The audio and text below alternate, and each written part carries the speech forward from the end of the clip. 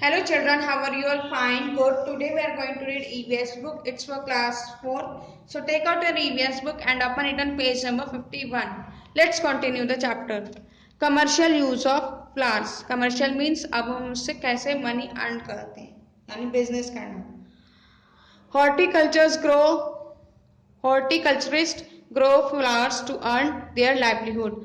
Horticulturist जो फूलों की फूलों का उत्पादन प्रोडक्शन बड़े स्केल पर करते हैं पैसा कमाने के लिए.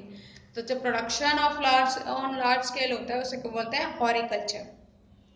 Florist sell flowers and bouquet made of flowers. Florist यानी फूल वाले जो होते हैं, जो आप बाजार से जाके फूल वाले से फूल खरीदते हो उसे फ्लोरिस्ट बोलते हैं. वो फ्लावर्स और बुके बनाकर बेचते हैं. Now turn your book on next page number 52. A garland maker makes garland with flowers. These garlands are used at weddings and are also offered to God in temples. Garland maker जो माला बनाने वाला होता है वो माला बनाता है, garland बनाता है जो हम हर फंक्शन में या फेस्टिवल्स में यूज करते हैं. People make perfumes with flowers like rose, jasmine, lavender, etc. लोग इनसे परफ्यूम बनाते हैं क्योंकि इनकी स्मेल अच्छी होती है. तो जिन प्लांट्स की स्मेल अच्छी होती है उनसे वो परफ्यूम भी बनाते हैं.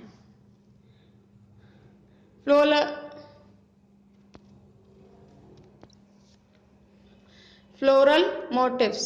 A decorative design repeated to form a pattern is called a motif. एक डेकोरेटिव डिजाइन जो होता है जिसे हम बार बार रिपीट करते हैं पैटर्न बनाने के लिए वो कहलाता है motive. Floral motif in clothes, serving dish, flower pots, etc. are popular for a long time. हम उसे क्लोथ्स पर दिखाते हैं, सर्विंग डिशेज में भी बने होते हैं, फ्लावर पोट्स पे भी बने होते हैं, वो सब पॉपुलर हैं. Floral impression were a part of Indian architecture. Floral impression जो है वो हमारे भारतीय आर्किटेक्चर का हिस्सा रहा है. मतलब जो भी चीज़ हम बनाते हैं इसमें फ्लावर्स भी ऐड होते हैं, मतलब उनकी pictures. They can still be seen in many historical monuments. उन फ्लावर्स की पिक्चर्स को हम बहुत सारे ऐतिहासिक मॉन्यूमेंट्स में भी देख चुके हैं. Taj Mahal has such beautifully carved floral design on marble. जैसे ताजमहल का जो फ्लोर है वो मार्बल पर उसका फ्लोरल डिजाइन बहुत ही सुंदर है. Floral design are also made on hands with henna, mehndi on marriage और on festival like Teej, Gangaur, Rakshabandhan and करवा चौथ. फ्लोरल डिजाइन जो है हम हीना की हेल्प से, मेहंदी की हेल्प से अपने हाथों पे भी बनाते हैं अलग अलग फंक्शन और फेस्टिवल्स पर. Flowers are also used in making rangolis during Diwali and other auspicious occasion. Flowers से हम रंगोली वगैरह भी बना सकते हैं.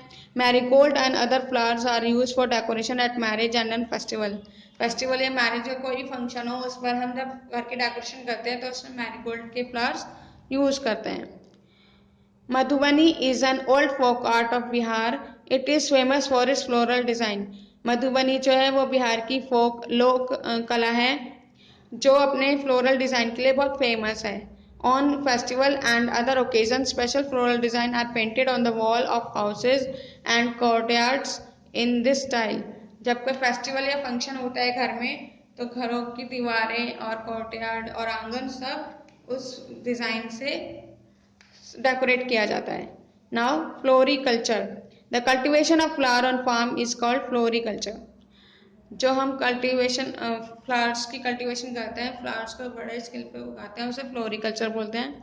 Just like vegetable markets there are flower market in town and cities.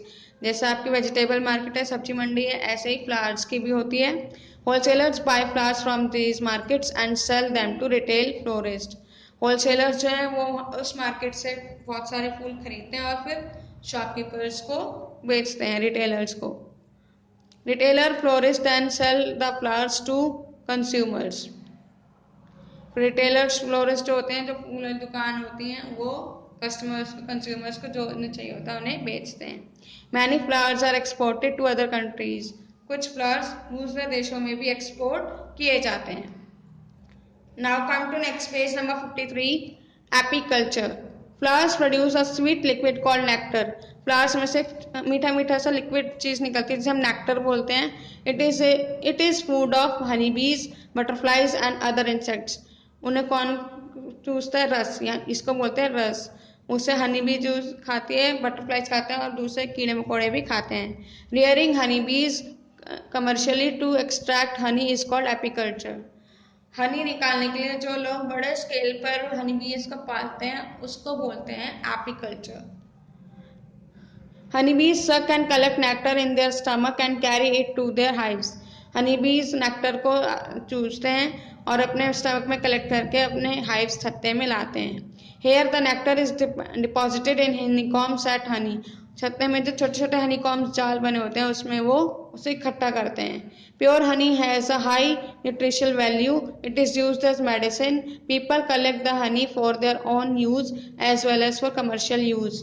जब प्योर हनी होता है बहुत ही न्यूट्रिशियस पौष्टिक होता है और ऐसा दवाई भी यूज किया जाता है, तो लोग अपने यूज के लिए और कमर्शियल यानी बिजनेस करने के लिए भी हनी इकट्ठा करते हैं।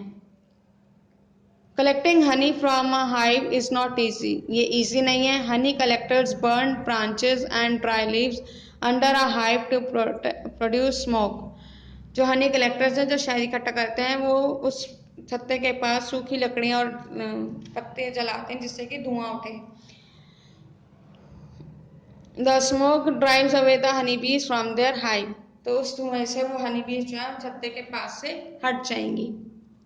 Once the hive is clear of all the bees it the honey collectors break the hive and collect the honey. जब सारी मक्खियां हट जाती हैं तो हनी कलेक्टर्स उसमें से हनी इकट्ठा कर लेते हैं।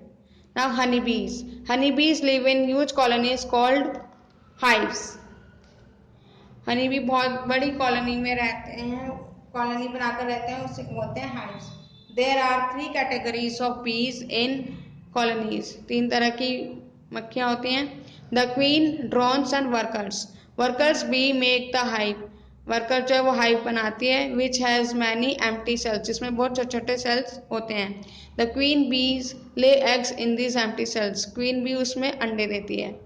Let's have a look at the life cycle of a honey bee. The life cycle of honey B.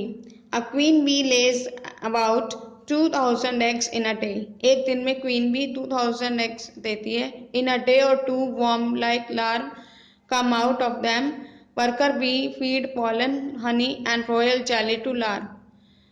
1 या 2 दिन में वो लार्वा बन के बाहर आता है।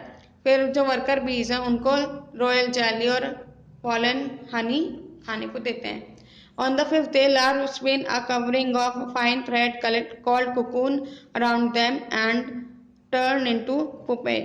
फिर वो 5th day में cocoon बन जाता है और फिर वो वापस pupae में आ जाता है। The cell in which pupae are kept is sealed by workers with wax. जिस सेल्स में वो पुपे को रखा जाता है वो वर्कर्स उस सेल को वैक्स से कवर्ड कर देते हैं, बंद कर देते हैं। Now turn your book on next page number 54. By the 21st day, the cocoon breaks and adult bees come out and break the wax seal. Drones and workers bee live for about 6 weeks. 21st day पर 21 days बाद वो cocoons break करते हैं उस cell को और adult बीज बाहर आ जाती हैं। ड्रोन और वर्कर्स जो हैं 6 हफ्ते तक रहते हैं।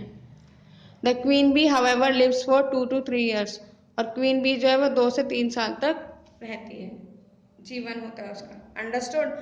सो read the chapter carefully. Take care, bye bye.